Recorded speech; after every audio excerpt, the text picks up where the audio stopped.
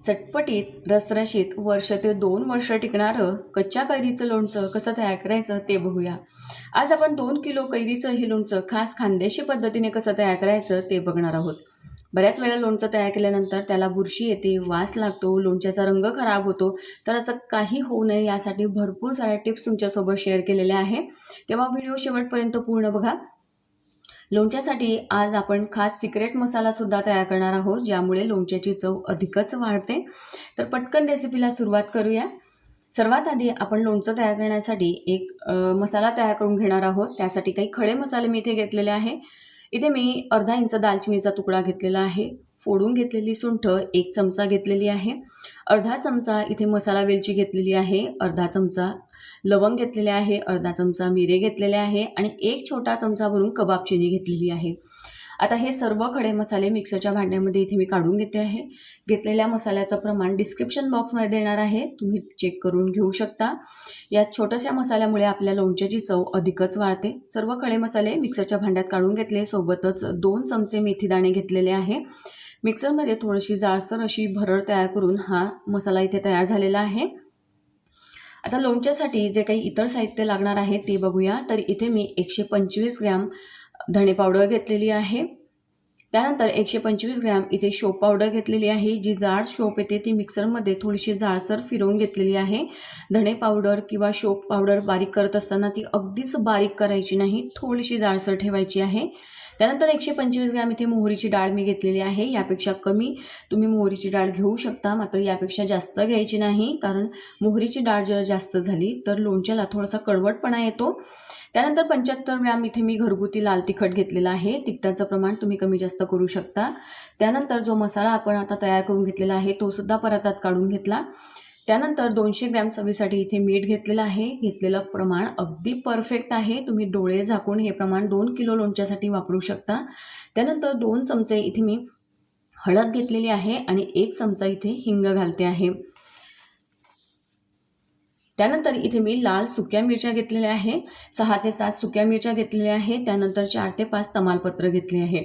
तमालपत्र आणि मिरची घेणं पूर्णपणे ऑप्शनल आहे. तुम्हाला घ्यायचं नसेल तर तुम्ही स्किप करू शकता. मात्र ही मिरची लोणच्यामध्ये मुरल्यानंतर खायला खूप छान लागते, म्हणून इथे मिरची आम्ही नेहमी घालत असतो. त्यानंतर 1 किलो तेल इथे छान धूर निघेपर्यंत कळकळीत असं गरम करून घेतलं. गरम तेल थोडं पंख्याच्या हवेखाली ठेवून आपल्याला त्यातली गरम वाफ निघू द्यायची आहे.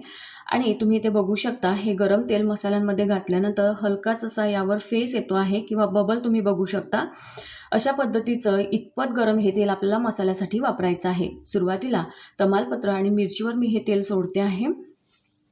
अगदीच तेल कडकडीत गरम असेल आणि तुम्ही जर मसाल्यांमध्ये वापरलं तर हे मसाले गरम तेलामध्ये करपून जातात, काळे पडतात. परिणामी आपल्या लोणच्याचा जो रंग आहे तो बिघडतो आणि चवीवर सुद्धा त्याचा परिणाम होतो. त्यामुळे अगदीच कळकळीत गरम तेल घेऊ नका किंवा अगदीच थंडगार तेलसुद्धा घेऊ नका. आता अशा पद्धतीने सर्व मसाल्यांवर हे तेल आपल्याला सोडत जायचं आहे. आपल्याला लोणचं अगदी वर्ष ते 2 वर्ष जास्त काळसर टिकवायचं असतं. त्यामुळे लोणचं तयार करत असताना जे भांडे तुम्ही घेत आहात ते भांडेसुद्धा अगदी स्वच्छ धुवून पुसून कोरडे करून घ्या. भांड्यांमध्ये सुद्धा थोडासाही दमटपणा किंवा ओला हात किंवा ओला वा त्यामध्ये नसावा. जर ओले भांडे असतील, पाण्याचा अंश गेला तर मग लोणचं खराब होतं, त्याला बुरशी येते. त्यानंतर जे काही मसाल्याचे साहित्य तुम्ही वापरत आहात ते सुद्धा अगदी चांगले उत्तम क्वालिटीचे वापरा. जर मोहरीची डाळ थोडीशी मऊ पडलेली असेल तर तुम्ही भाजून ती घेऊ शकता. त्यानंतर आता अशा पद्धतीने हे मसाले थोडं तेल घालून आपल्याला मिक्स करत जायचं आहे. मिरची जर तुम्हाला घ्यायची नसेल तर तुम्ही स्किप करू शकता आणि घ्यायची असेल तर मिरची चांगल्या क्वालिटीचीच घ्यायची आहे. बऱ्याच वेळा मिरचीला आतून बुरशी किंवा कीड असते, त्यामुळे खात्री करून चांगल्या दर्जाची मिरची घ्या, म्हणजे आपलं जे लोणचं आहे ते खराब होणार नाही. तर अशा पद्धतीने हा मसाला आपल्याला इथे तयार करून घ्यायचा आहे. मसाला तयार झाल्यानंतर हा पूर्णपणे गार होऊ द्यायचा आहे. नंतरच यामध्ये आपल्याला कैरीच्या फोडी सोडायच्या आहेत. तर इथे जे तेलाचं प्रमाण आहे हे अगदी परफेक्ट आहे. इथे मी 1 किलो तेलाचा वापर केलेला आहे. त्यानंतर तेल मसाल्यामध्ये लागेल इतपत मी मसाल्यासाठी तेल वापरलेलं आहे आणि साधारण 1 वाटी इतकं तेल शिल्लक आहे. ते लागलंच तर आपण नंतर वापरणार आहोत, तसं मी तुम्हाला शेवटी सांगणारच आहे. आता हा मसाला इथे तयार झालेला आहे. हा मसाला पूर्णपणे गार झाल्यानंतरच आपण हा कैरीमध्ये मिक्स करणार आहोत. हा मसाला पूर्णपणे गार होतो आहे तोपर्यंत आपण इतर तयारी करून घेऊया. तर कैरीचं लोणचं तयार करण्यासाठी इथे मी 2 किलो कच्च्या कैऱ्या व्यवस्थित धुवून पुसून कोरड्या करून घेतल्या आणि अशा फोडून घेतलेल्या आहेत. आता यामध्ये आपल्याला हा तयार कैरीच्या लोणच्याचा मसाला घालायचा आहे. 100 ग्रॅम इथे मी हा तयार लोणच्याचा मसाला घेतलेला आहे. कुठल्याही ब्रँडचा मसाला जो तुम्ही वापरता तो तुम्ही इथे घेऊ शकता.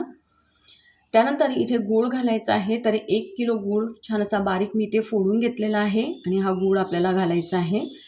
तर जो मसाला आपण वापरलेला आहे हा मसाला रेडीमेड मसाला आपल्याला तेलामध्ये घालायचा नाही. अशा पद्धतीने कैरीवर तो घालायचा आहे. त्यानंतर गूळ घालायचा आहे. या लोणच्याला सुंदर असा रंग यावा, जो खार किंवा जो रस्सा आहे तो अगदी मस्त असा दाटसर व्हावा म्हणून इथे मी साखर वापरते आहे. तर इथे मी 1/2 किलो साखर घेतलेली आहे. साखरेमुळे लोणच्याला रंग सुंदर येतो आणि मस्त असा घट्टसर त्याचा खार तयार होतो. आता यामध्ये घातलेले हे सर्व साहित्य कैरीच्या फोडींसोबत आपल्याला छान मिक्स करून घ्यायचं आहे. अशा पद्धतीने सुरुवातीलाच तुम्ही या कैरीच्या फोडी गुळामध्ये मसाल्यामध्ये मिक्स करून ठेवू शकता आणि नंतर मग तुम्ही मसाल्याची तयारी केली तरी चालणार आहे. तर लोणच्यासाठी जी कैरी तुम्ही घेत आहात ती अगदी छान कडक आणि कच्ची घ्यायची आहे, हिरवीगार अशी घ्यायची आहे. जराही मऊ पडलेली अशी कैरी घ्यायची नाही. मऊ पडलेली कैरी असेल तर लोणचं लवकर खराब होतं. लोणचं तयार करण्यासाठी तुम्ही घाटावरची राजापुरी किंवा गावरान कैरी वापरू शकता. आता यामध्ये हा जो मसाला आपण तयार करून ठेवलेला होता पूर्णपणे गार झालेला आहे. हा मसाला घालायचा आहे. मसाला पूर्णपणे गार झाल्यानंतरच आपल्याला कैरीत घालायचा आहे, कारण हा मसाला जर गरम असेल तर गरममुळे या लोणच्यामध्ये वाफेचं पाणी तयार होऊन आपलं लोणचं खराब होतं. म्हणून हा लोणच्याचा मसाला पूर्णपणे गार झाल्यानंतरच तो वापरायचा. खानदेशामध्ये लोणचं जून महिन्यामध्येच घातलं जातं, म्हणजे साधारण 1 पाऊस पडल्यानंतर लोणचं घालण्याची पद्धत आहे. तर अशा प्रकारे हा गार करून घेतलेला मसाला कैरीच्या फोडींमध्ये छान असा मिक्स करून घ्यायचा आहे. हे लोणचं मुरण्यासाठी साधारण 4 ते 5 दिवस लागतात. गूळ व्यवस्थित मुरल्यानंतर रस्सासुद्धा खूप छान तयार होतो. कैरीच्या फोडी मस्त मुरल्या जातात. तर अशा प्रकारे सर्व मसाला कैरीमध्ये व्यवस्थित मिक्स करून घेतल्यानंतर आता हे लोणचं आपल्याला झाकून ठेवायचं आहे. 2 ते 3 दिवस व्यवस्थित आपल्याला हे लोणचं असंच झाकून ठेवायचं आहे. दिवसाला 1-2 वेळा व्यवस्थित हलवून घ्यायचं आहे. तर आता हे बघा, लोणचं दुसऱ्याच दिवशी मी तुम्हाला इथे दाखवते आहे. तर मस्त असं हे रसरशीत लोणचं तयार झालेलं आहे. अजून पूर्णपणे हे मुरलेलं नाही. तर दुसऱ्या दिवशी तुम्ही बघू शकता गूळ आणि साखरेचं बऱ्यापैकी इथे पाणी झालेलं आहे. मस्त असं हे रसरशीत चटपटीत खानदेशी पद्धतीने लोणचं तयार झालेलं आहे.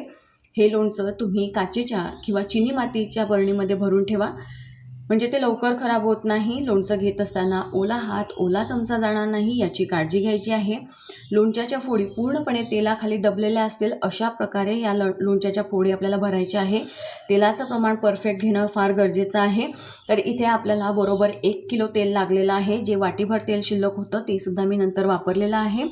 तेल योग्य प्रमाणामध्ये असेल तर आपल्या कैरीच्या लोणच्याला बुरशी अजिबात येत नाही. असं परफेक्ट प्रमाणामध्ये हे खानदेशी पद्धतीने लोणचं इथे तयार झालेलं आहे.